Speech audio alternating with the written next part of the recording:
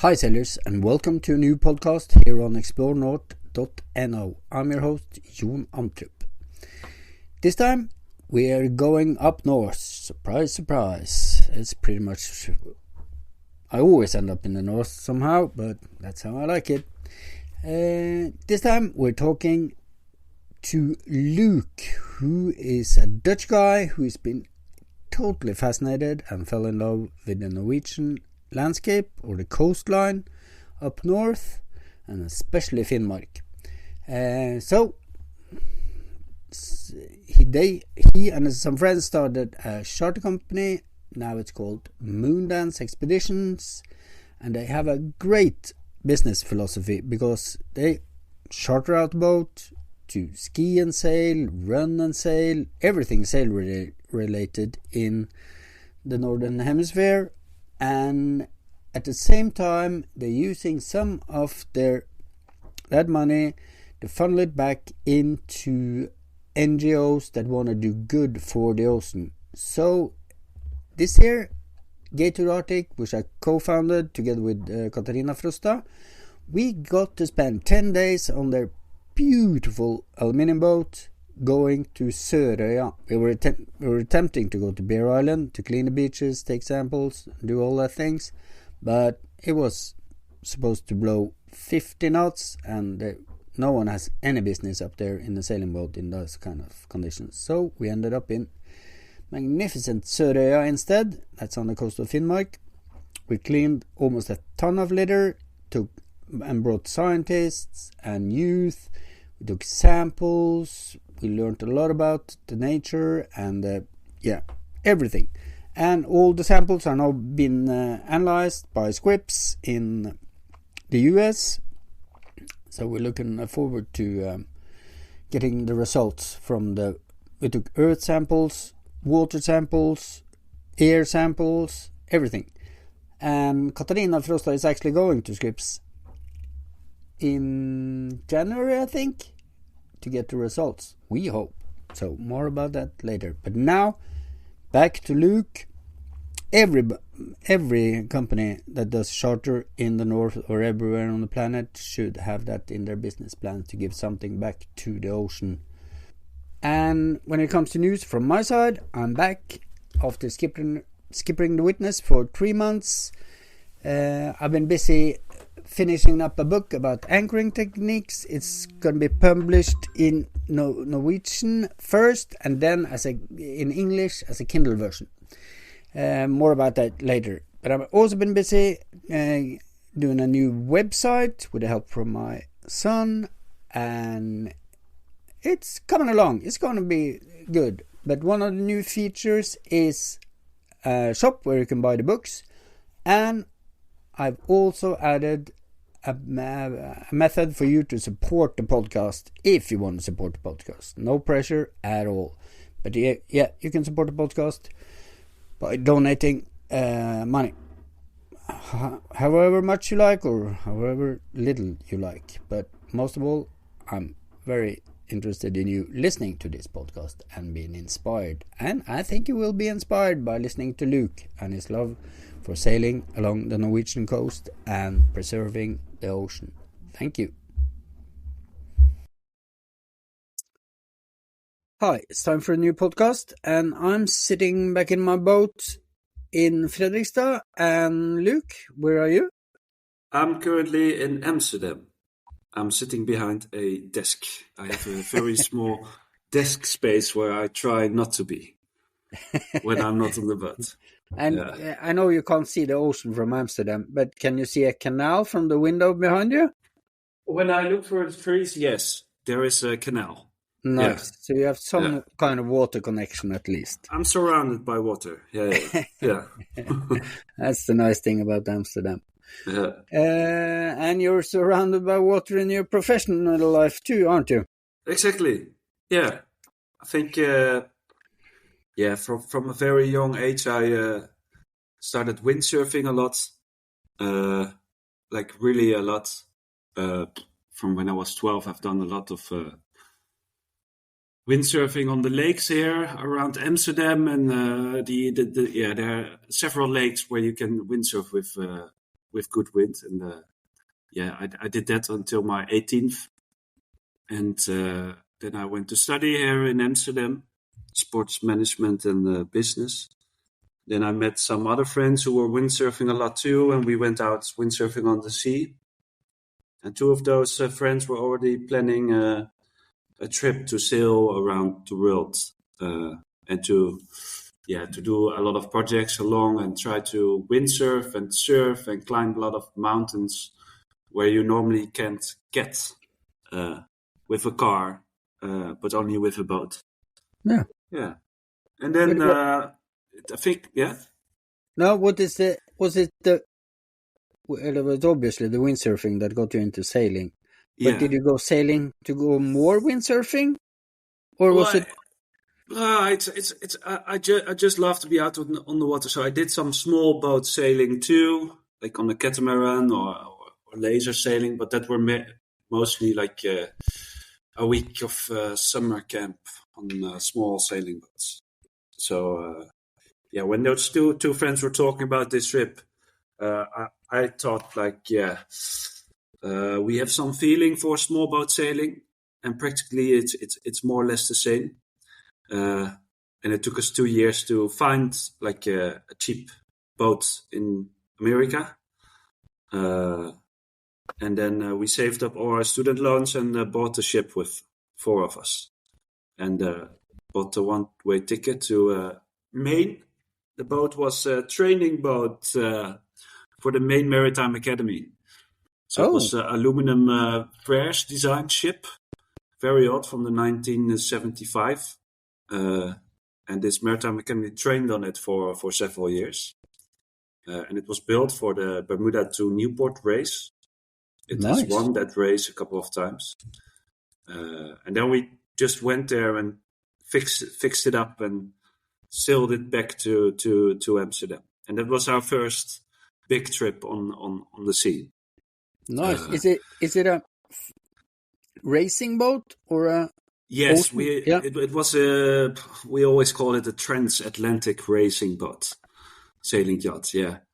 We had 24 sails, like really 24, and we ripped them all because we had no roller furler or anything. But these sails were so hot, so we, with every wind direction and wind speed, we had to hoist another sail. But it was actually quite a lot of fun because we learned how to use all these sails. We didn't really have an idea how to use them all. Oliver, one of the guys who was the most experienced, he also had this with. He was like the initiative. He took the initiative with this boat, and he had some racing experience. So he knew how to get up a spinnaker and to do that sort of things. But yeah. I think the first time we took up the spinnaker, it completely gripped. I think also after 1.5 years, we ended up with one mainsail that was still partly working, and one stage jib and one big jib, the Genoa. But that was a beautiful experience. Yeah. Also to learn a lot. We had knowledge of the wind and wind systems because of the windsurfing, and we did do some sailing boats, but we knew nothing about safety. Or we did. We have we can think logically, and we have some common sense, of course, but we didn't know everything about safety on an ocean, or what kind of procedures you should have, or we didn't know the drills, what to do when you have an MOB or that sort of things. But when I look back at that, it was a very stupid idea, of course. But we did have, for example, we were with the 4 of us. Back then we were like 20. So also our parents were not the biggest fan of our plans and ideas. So we took up like a sailing coach in the boat who was like the experienced sailor. Okay, But when you say it was a stupid idea, and I guess you're thinking safety-wise, but Yeah, everything went good. everything went really well actually. Yeah. Because yeah, we all have like a very passion which is deep inside us to solve things when thing turns bad, or we learned everything by doing. Yep. And we did know that some things we should not push the boat, or we always have to try and sail safe and not push it to the limits. Yep. That sort of things. But like now, what I'm doing these days with Moonbirds and do it more professional. You think in scenarios, and you think in spare parts, which you should have 5 of them, or all the drills and all the just all the things to make it safe. And we didn't really think about that the first trip. That was just learning by doing. And we also found out that we were pretty good at. So we basically financed the whole trip. We ended up not sailing around the world, but like doing 20,000 nautical miles of sailing around the Atlantic. We first sailed from America to Amsterdam. Then we fixed up the boat, insulated it, put a heater inside, and first we sailed up north to Lofoten and sailed along the coast to sail and ski as well. And also to surf a lot. And then we went south all the way to Africa, then to Brazil, and then up to the Caribbean and back. And along the way, it was a lovely experience. Yeah. Yeah. Yeah. But and more like an adventure. Yeah. More like an adventure. Yeah. You had an element of environmentalism in you on that trip, didn't you? Exactly. Yeah. That's also how I met you, I think. Yeah, that's how I remember it. Because a few years, like last year, I got in touch with you, but then suddenly I saw that you were already in my phone, and I was like, this is John Amtrop, which we had been in touch with you, because one of the things we wanted to do with the previous boat is to do some environmental actions, or not only like that it is a big adventure for us, but also to learn something ourselves and to show others things about the sea. And so we in Norway, our idea was to build skis out of trash and plastics we find on an island close to Molde. It's called Hartøya. So we went picking plastic with kids from the sailing school. And then we spent a month trying to build skis out of all the wood and plastic. We had this machine on the boat where we could grind the plastic and then put it in some kind of drill, which they also use to demolish the street. But around the drill, there's an electric wire which heats the drill. So all the small plastics go into the drill, and like a small poop is coming outside, but you can put in a mold. But during the month, we found out that it was quite complex to do this, because I've been building skis since I was 16 or something. And I was really into it, and I already made 20 skis, and I was like, it'd be easy to do it. So we just make a mold, and we recycle the plastic, but to recycle all different types of plastic into like one nice layer of plastic, which you obviously can use to ski on. Mm-hmm. That's really hard. It was really hard. So we ended up making balls for plants out of the plastic, and we got some wood. We shaved our hair because we were going to get fibers from this eco-friendly fiber factory in Swiss, but something went wrong at delivering the fibers. Then we were like, how can we get fibers? So we thought, if you put gel in your hairs, it becomes strong, right? So we all shaved our hair and put it in on the wooden skis, and it actually made the skis very strong. Cool. It's the same as fiber, so we put epoxy on it, and we were 5 guys and 1 girl. She had a lot of hair, so it looked very dirty. Yeah. But it was an interesting project for us, because it was not only about the goal of building skis, but also finding out ourselves and also documenting it. That like skis, for example, is actually a horrible product, because you use 25 different parts. You put it together and you glue it, put it in a mold. There's no way of like delayering the fibers and the wood and the plastic, and then you have like one horrible product which you cannot reuse. And that's the problem with not the problem with beach cleaning and plastic, because it's, as you say, it's, I don't know, 1,000 different types of plastic, probably more, and they don't mix so well. So it's really hard to actually build something new out of it. Yeah. So now I remember that phone call.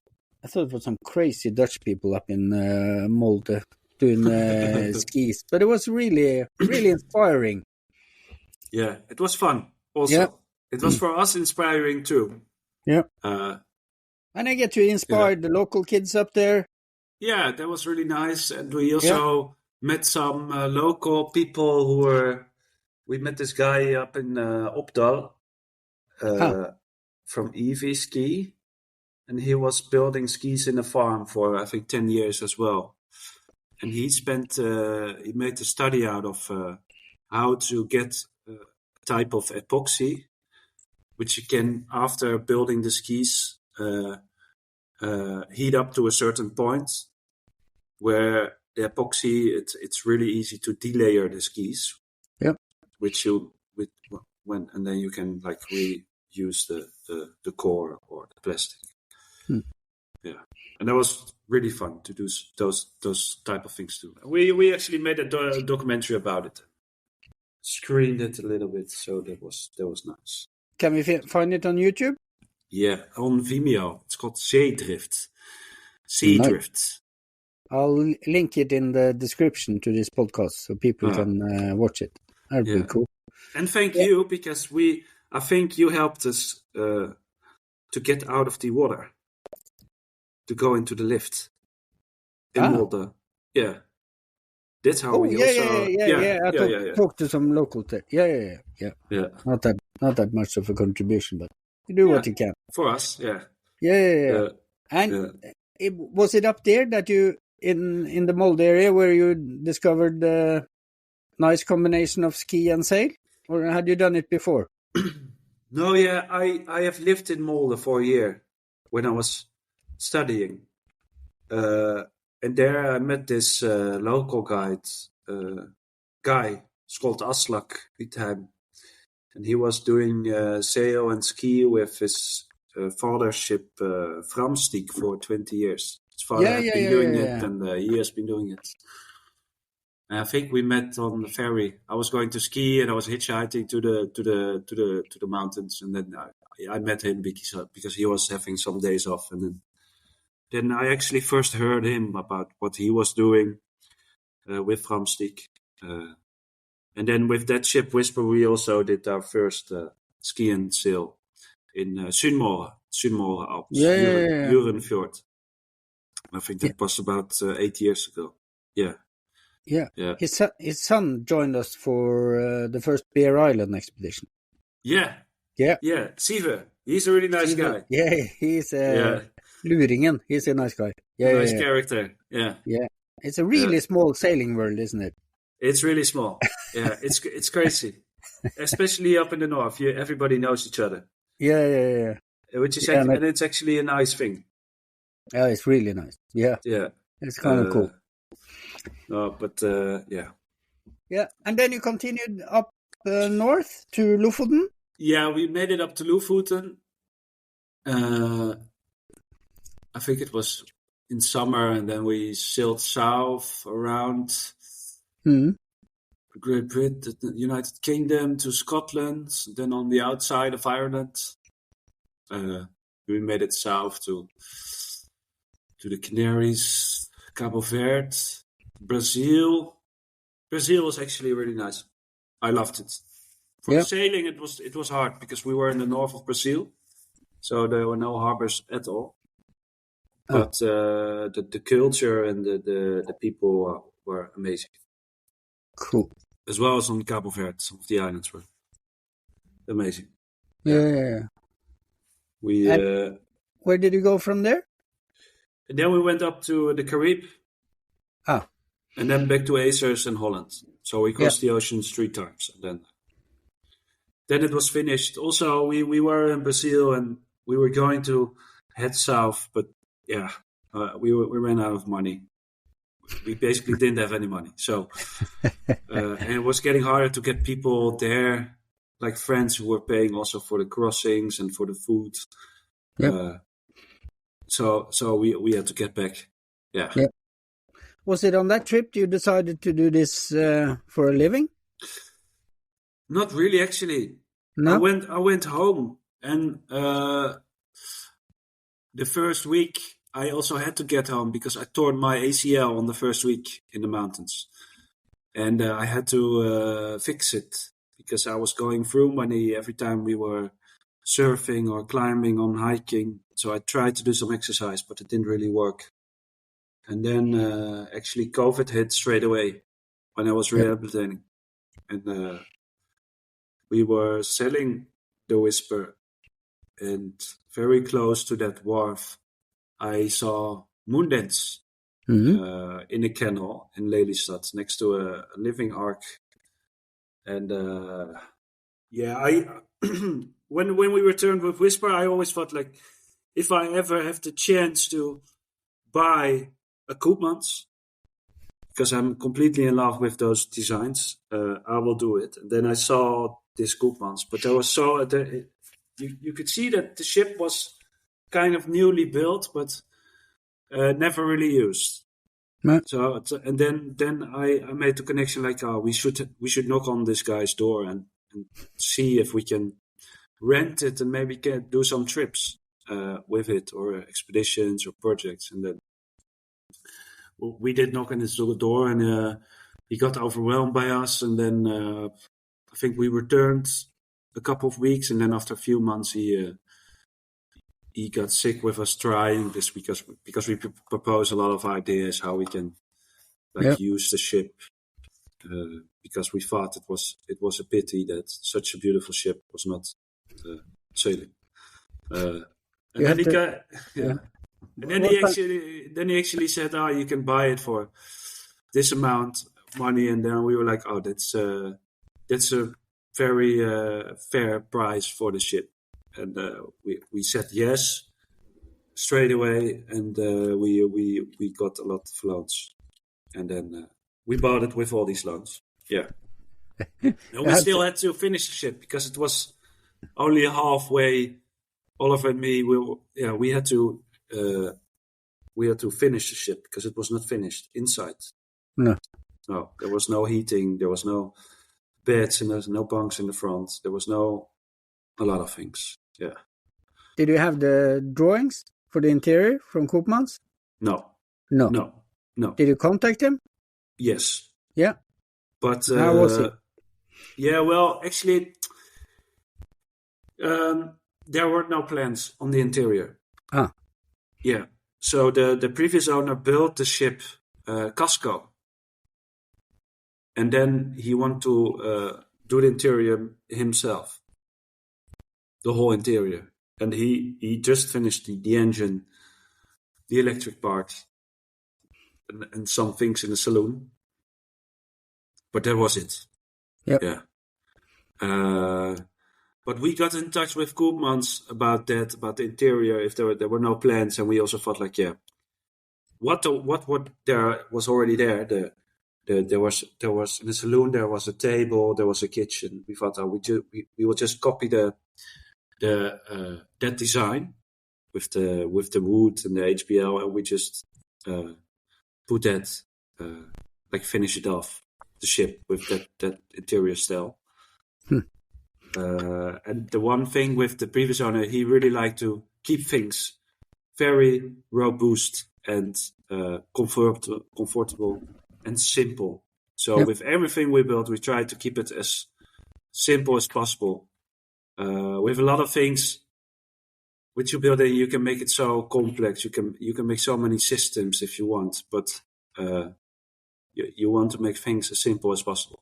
Yeah, and that's what we really tried. Was it senior or junior design? Koopmans? It was seniors. It was seniors. Yep. Yeah. I met both of them. Oh, really? I met Senior in his boat up in Shetland a couple of times. Yeah. And I've raced against Dick. Because he's also in love with Norway. I think he's been up here tons of times. Oh, wow. In his different boats. But I really admire the boats that Koopman Senior has the Moondance is based on the Jager, which is his ship. Yeah. So it's more or less the same, but then bigger. Yeah. It is bigger. Yeah. How big is it? The Moondance? 56. Yeah. And how is the dimensions? Tell us a little bit about the boat. Moondance is aluminium built ship, bulk keel. It's 60 meters, 56 feet, and 5 meters wide, I think. And it has a really fat rear. So there's a lot of space inside. Also, inside, normally you have a 2-layer construction in these boats. You sit in the saloon up, and then you have the galley down. But there is one big saloon where you can hang out with 9 or 10 people in a nice way. And then in the front we have like two-ish cabins with 6 people, and in the back we have 2 big beds and 1 small bed. Yep. That's where the captain and the crew sleeps with the guide or the expedition leader. So it's a nice. It's divided, and in the middle we have like a big central room, which is nice because the central the central saloon is very big, and you spend most of the times over there in the winter, and the cabins are a bit smaller, and we wanted to have that because it's still an expedition ship, and with a lot of these ships these days you see that they have like all separate cabins, but we wanted to have like more an expedition vibe in the ship. Yeah. Like a mountain hut expedition vibe. Yeah, that's a good description of it. Yeah. How was it to start up this kind of company just after COVID? It was a big risk. Yeah. Because we were, it was during COVID when we bought the ship. We had no perspective on, when it was going to be finished, the lockdowns and everything. And with the loans, we had some slack because we got the loans and then we had to start paying back after a year. So we had more or less 1 year or 3/4 of a year to finish Moondance, and it was just a gamble that then after that we could leave. I was there with Oliver. He's my partner in this on Moondance when we started, and we just went for it. We thought it was going to be finished, and we had some contracts with a Dutch tour operator, Epic, and they booked us for the sail and ski in Norway, and that also gave us perspective also towards the people who helped us with the loans that we were going to make money. But then, yeah, we were stressed out because of the lockdowns. We actually sailed out of the Netherlands when we were still in a lockdown. Oh. In January. And then I think in a few weeks, everything opened. Yep. Yeah. And then the first year we just planned the winter with Epic, which was a really cool experience because we wanted to start in Lofoten, Steigen, and then make our way up to Finnmark to go a bit with the ski season and not only operate from one base, to have some kind of like that it's more like a travel from A to B kind of thing.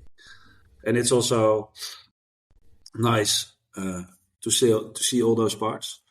And then we didn't really think about the summer, so we tried selling some trips. We thought, well, maybe we can just do this as a winter project and then work somewhere else in the summer. Then we found out that having a sailing operation going on, it's really hard to. Yeah, it costs a lot of money too. It is expensive. With all the loans, and we try to have some income too. We just couldn't make it work with only the winter. And then somehow we got in touch with this Icelandic company, and they hired us for a camera boot camp up in Greenland. So we suddenly went to Greenland after the ski season to do 60 days of sailing there with people. Yeah, I think I was with Chris, and then we made a deal on the whole project to be there for 60 days, and they had another boat who was supposed to be there, the Aurora, but maybe you know that story about the Aurora. Yeah, that didn't go so well, did it? That didn't go so well. And then, we got in touch with them, and I had 20 days to get from Alta to Ilulissat. Yeah, not bad. That was not bad. So it was 3,200 nautical miles. Yeah. In 20 days. And I was very lucky. I was with Chris, and we made it up first to Iceland, then to Greenland. Yeah. And that was how was Greenland? How did you find Greenland? Yeah, I totally loved the country. Yeah. And the small settlements where you stop, or where you see the locals, and also the sceneries are beautiful. The ice for me was a new thing. That was challenging at first. Also, because I had no experience in that, so I read your book and other books.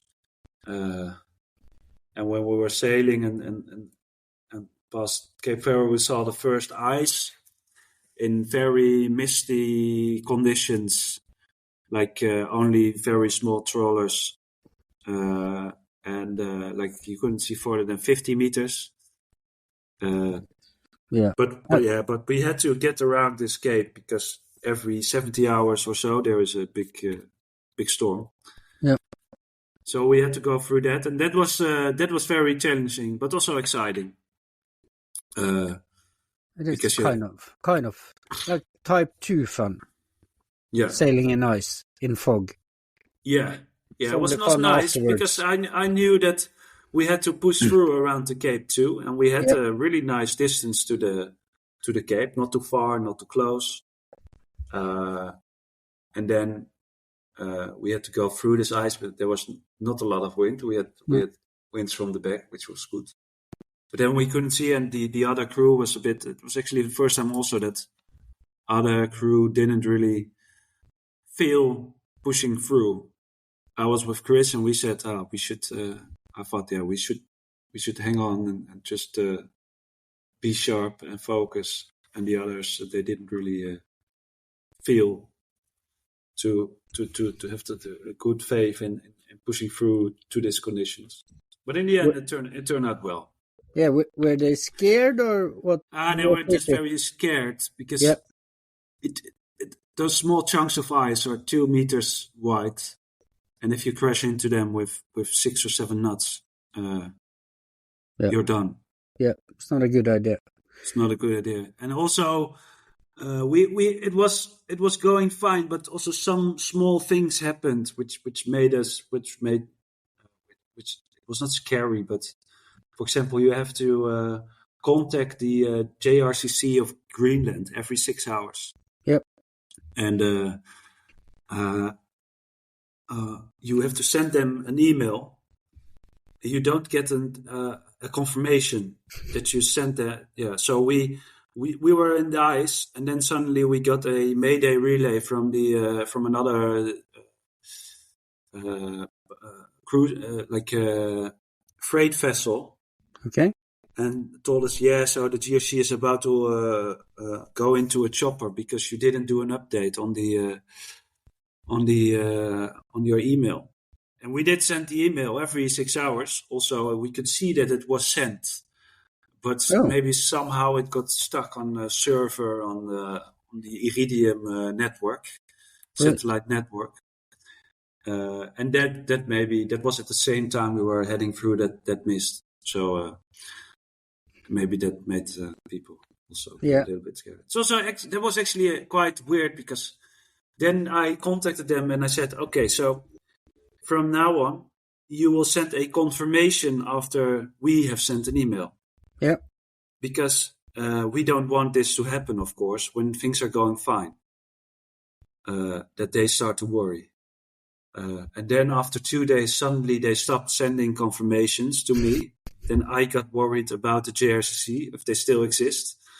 I don't know. There was one other sailor, he just didn't do the whole sign up for the GRCC signaling and messaging thing. And he never got in touch with them, which, I don't know. Maybe that's... I've talked to a lot of sailors about that, and some do like you, contact them, but then you have to actually do it. Yeah. You can't do a half-ass solution with that. You have to do it every 6 hours. But, yes. And then some just, fuck it, I'm just going in rogue. And there's a lot of them too. Yeah, I think I'll do that next time too, because I don't want this communication going wrong. No, it's not the best solution that they don't answer now. It is, But I found at least a solution for when you're at anchor, and I know they have different routines for that in Greenland too. But if we have Starlink, and you have a Gmail, and you're at anchor, you can send the mail to the cloud, and it will be sent at a set time. So you can actually just, okay, I'm going to be here for 48 hours. So I'll prepare 8 mails. Tell them to be sent at the correct time to the Greenland authorities. So then they're stuck on a server somewhere and not... I actually tried it now because we had to report in Norway with the Greenpeace ship, and I did that, and it worked perfectly with Gmail. Yeah. Yep. Okay, and you had to do that also every... Yeah, because we had some special permits that led to... we were a research ship. Yeah. With a foreign flag, and then you have to do reporting in Norway. But as you guys, when you come as just leisure boats doing business, it's not no. You're not obliged to do that. But it is a possibility to get around. But I also have heard about sailors in Greenland who, when they're at anchor, they just tell them we're at anchor and we will leave in 2 days, and we will send you a mail when we leave. Okay. So you know we're here. That's smart. So it's a little bit confusing. All that, what's the routine and what's the rules and what's the... But, yeah. Yeah. But anyway. But that first season seemed to work out pretty well. Yeah, that was really well. Yeah. Yeah. like we could make our year go around with all the costs. We only found that we are doing this sailing expeditions and projects and business because we love it. And Greenland was for me, and we had some other captains. They all said, "Oh, we will never do this project again," because the customers were sleeping in a hotel and they would only come sailing with us during nighttime in Disco Bay, where you find the biggest active glacier in the world. Yep. And we would have 2 boats with red sails, and we would photograph each other and align the boats with the icebergs. So we were, aligning the moonlands with icebergs for other boats to take pictures every night. And then after the first year, also with the feedback from the others, we heard, all the people that we have a lot of friends that went with us on the Whisper, the first boat, and sailed there, and now our crew are captaining on the Moonlands. And everybody has like a passion for doing an expedition and showing people around. And they all said, "Oh, we will not do this again because this is not why we are here." And for me, it was the same. We were reserving the boat when the sails were all up. They were up the sails, and we were reversing the boat to align the boat with the small iceberg. And then you start thinking what you are doing, and then and where you are, and not doing something else.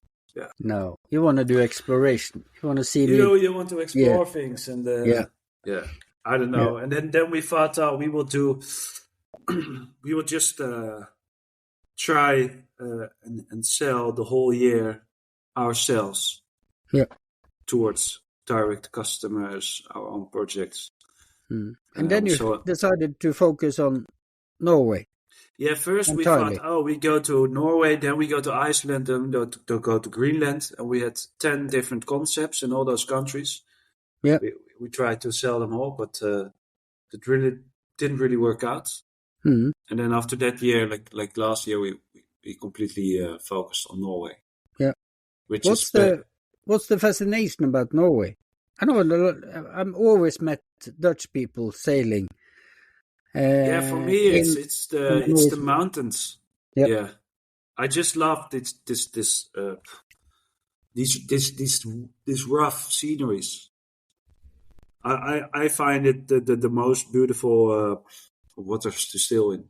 I've not been to I think Patagonia, or those waters look maybe a bit the same, but for me to be out in those that rough waters with changing certain circumstances, that's what I loved about windsurfing when I was younger too. Like windsurfing in very strong winds. Not that I want to do that with Moonlands only, but I just love the change in nature and the wind and the. You see so many different types of mountains and wildlife, and there's so much still for me also to discover. And you're especially in love with Finnmark, aren't you? Yeah, I love Finnmark. Yeah. And that's not the place most people go sailing.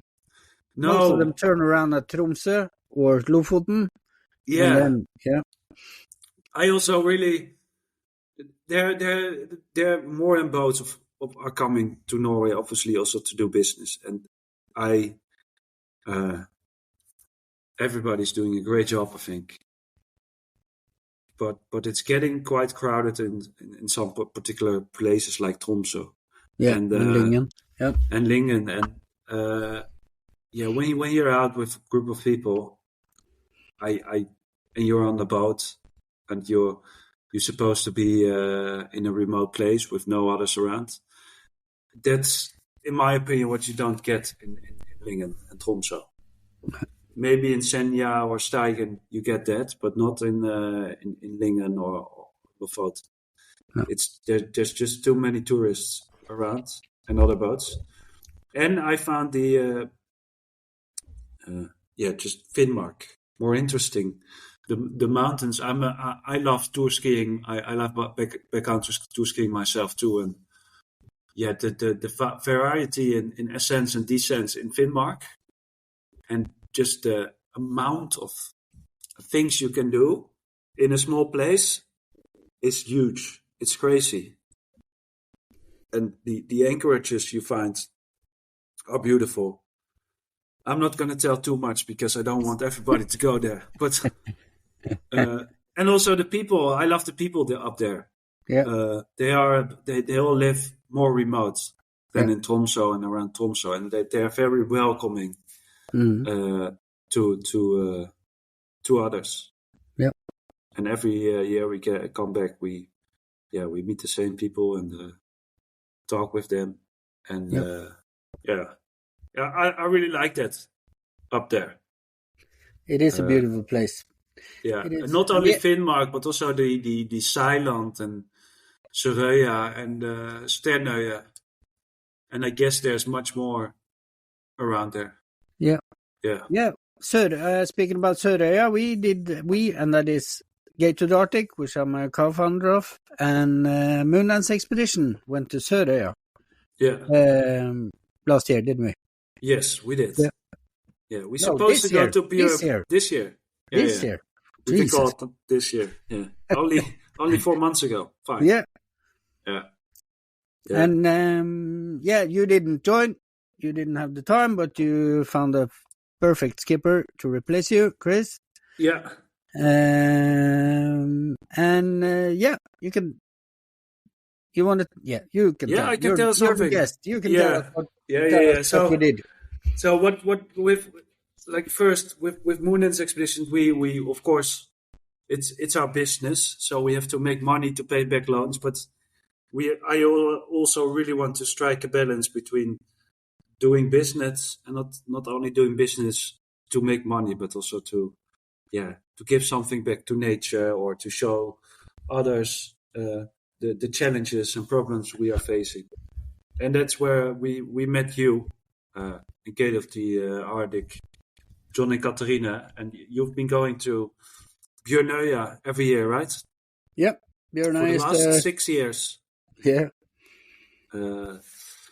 And we had some gaps in our planning with Moondance. So this year was the first year that we were able to do that with you. And I think we had several type of scientists on the boat, right? We had the marine biologist, the microplastics, Marte. And toxic. And toxic. And plastic. And Yeah. And from all over Europe and from the US. So and Italy. Yeah. Oh, and from what I've heard from you and Chris, that there was a lovely vibe on the boat. Supposed to go to Bjørnøya, but the weather was not in our favor. You have to be able to adapt in those kind of situations. So it was supposed to blow 40, gusting 50 knots. And even if Moondance is a big boat, there's nothing for us to do up there in that conditions. And there was on the east side of the island.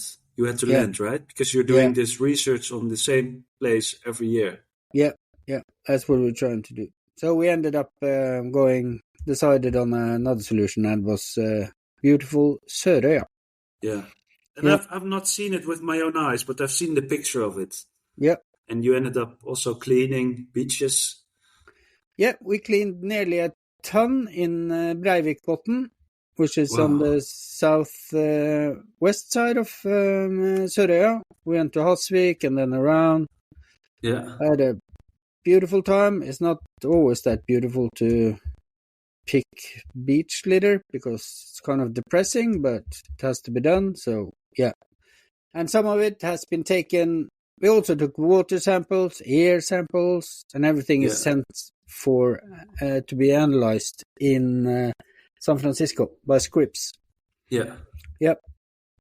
That was the guy from what was the name of the research institution? he Jesus. Doesn't really matter. Yeah, and a documentary has been made, right? Yep. There's a documentary coming, and some new. Katarina is actually visiting Scripps in San Francisco in the beginning of next year, I think. Oh, that's nice. Yep, and it's nice. So yeah. So yeah, I'm really looking forward to see the results of that. Yeah, and I really us, like the fact that you guys have that written in your business plan that you want to give something back in form of that you're making your boat available as a platform for scientists and NGOs like ours. Yeah.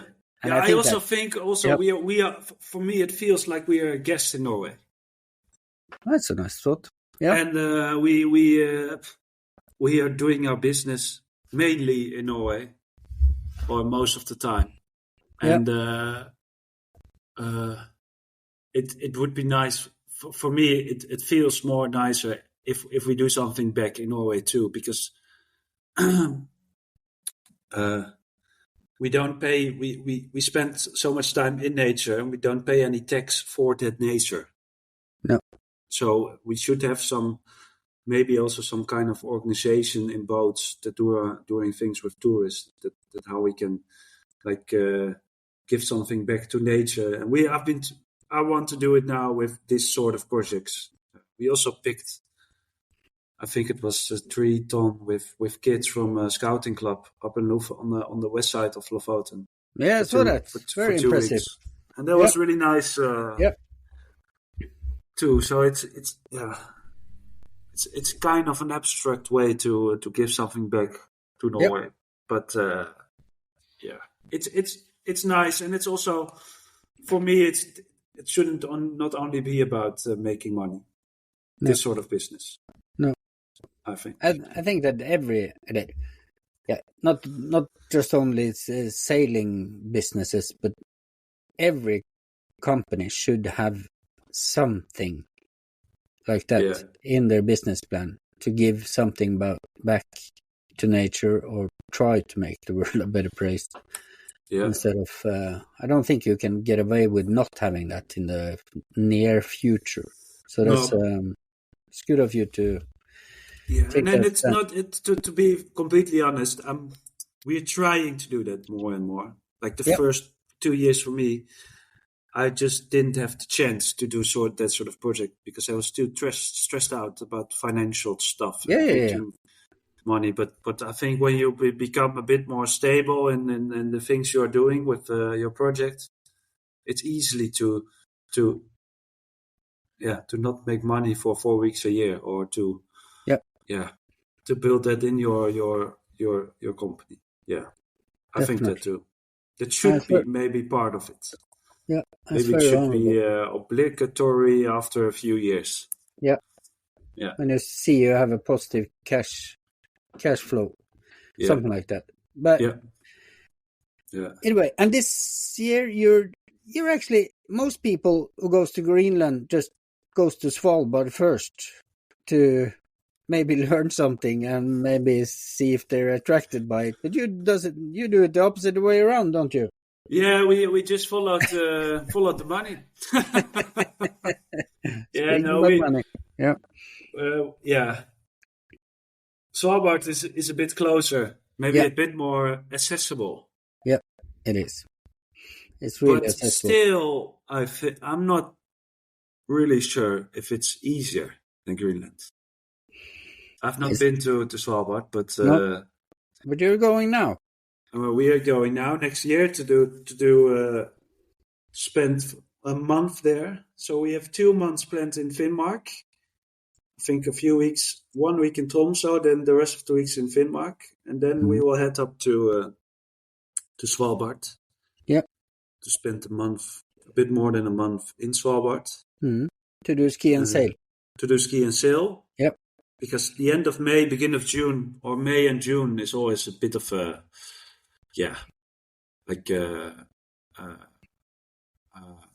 very slow month for us, or not It's hard to find people that want to visit us in the end Yeah. of May and the beginning of June. So it's actually perfect timing for us, and the weather is in our favor in May to be in Svalbard. Cool. It can be still harsh, of course, but for me, for the team, also it's like a dream to be out there in those rough conditions.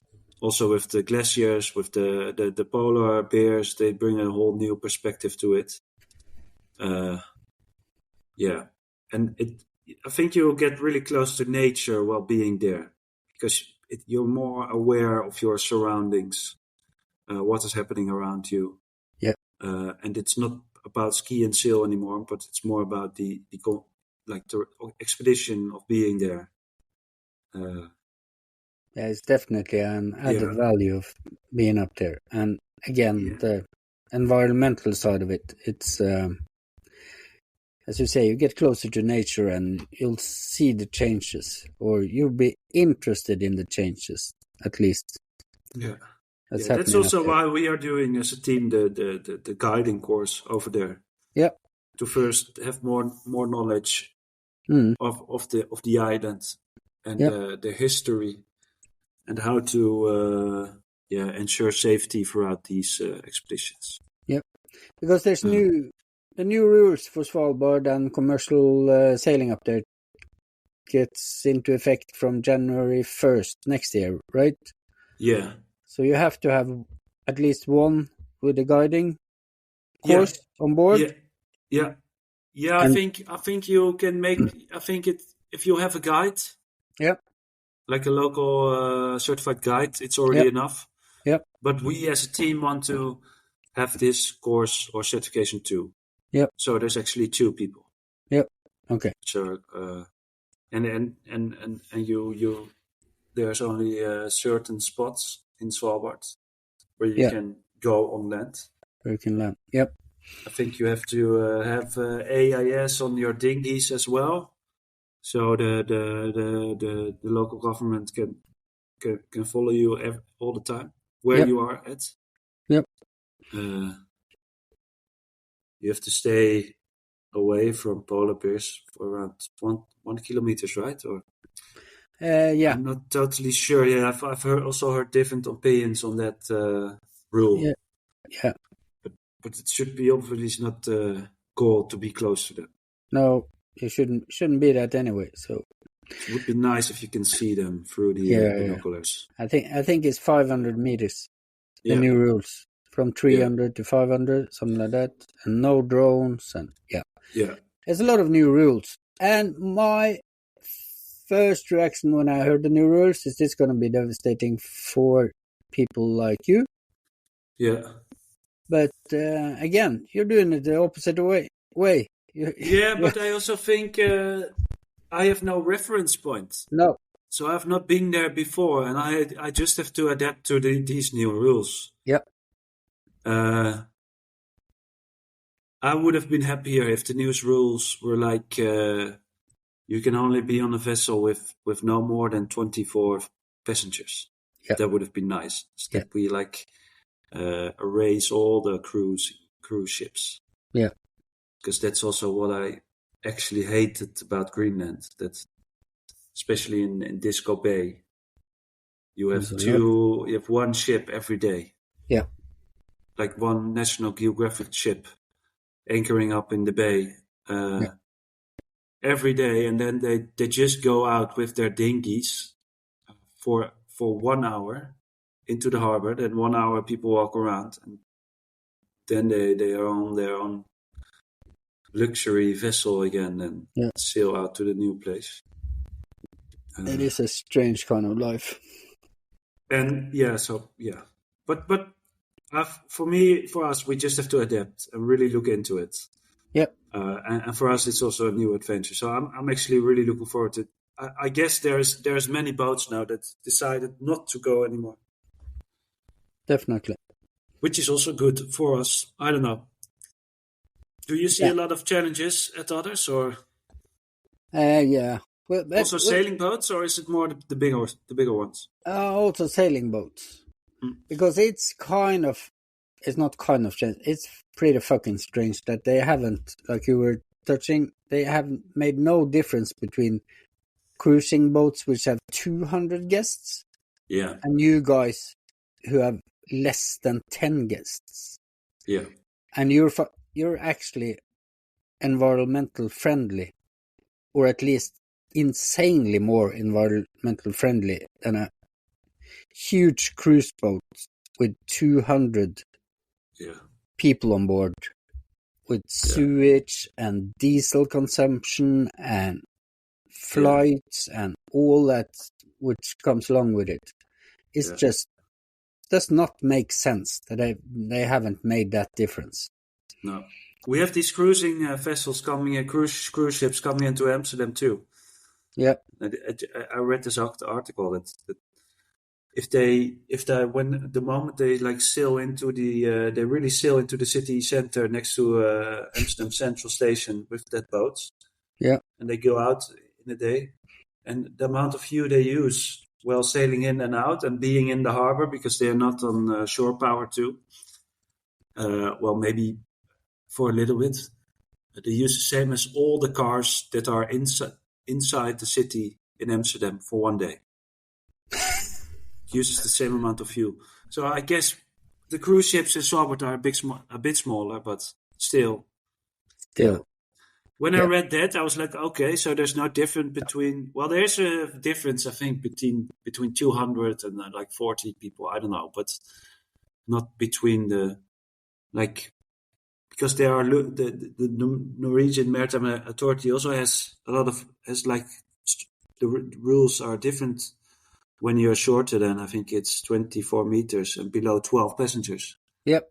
So it would have been logical that for that type of vessel, they would have made different rules.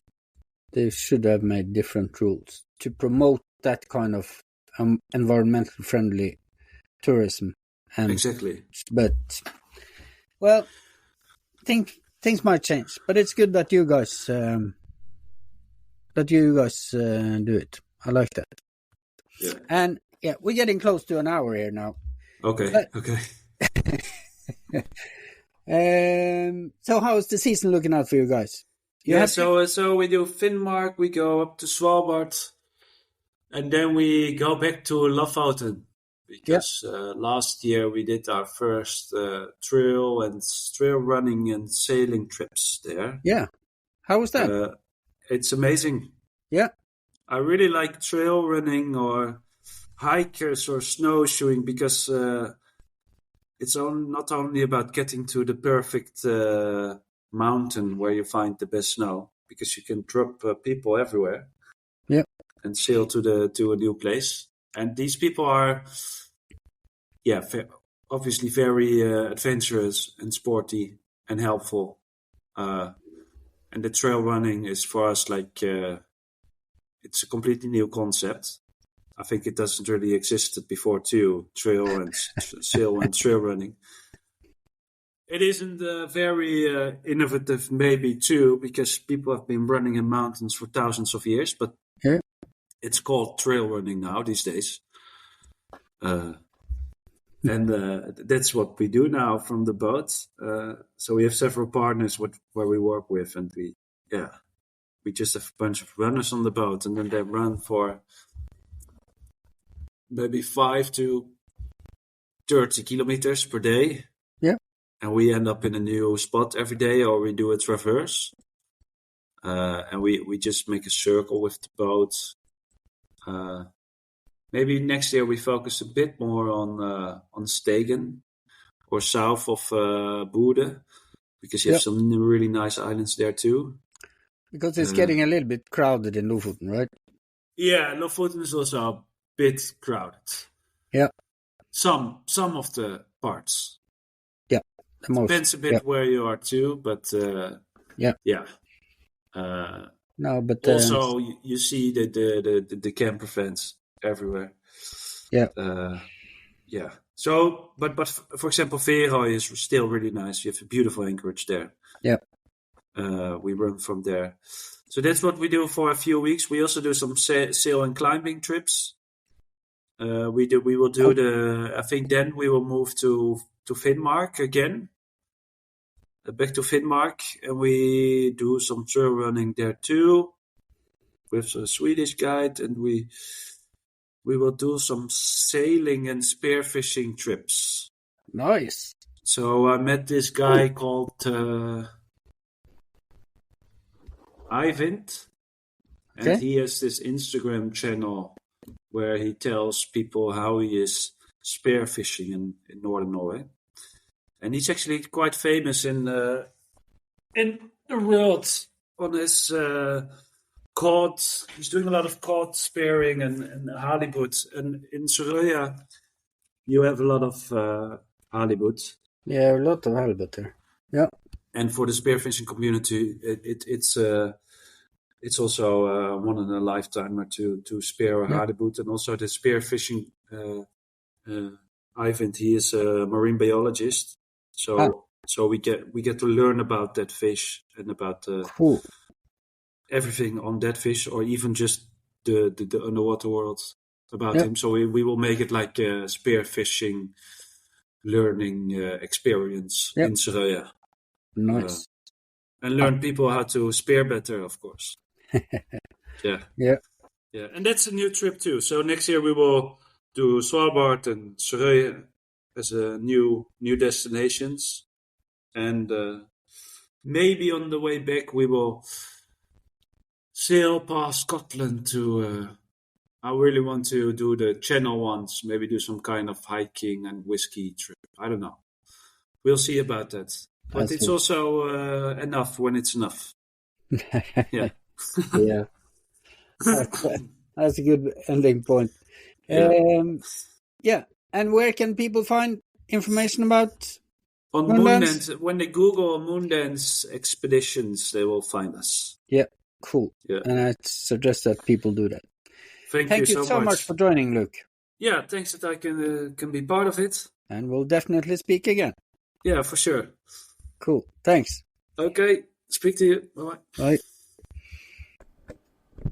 Hi, guys. Thanks for listening to this podcast. I hope you found it interesting. If you want to know more about high latitude sailing, I can highly recommend, without blushing, the book I wrote together with Bob Shepton, High Latitude Sailing, Self-Sufficient Sailing Techniques for Cold Waters and Winter Seasons. You'll find it on Amazon, on explorenorth.no. You can follow the link to buy a hard copy. And there's also a lot of other books there that you might find interesting. Other than that, keep on sailing, guys.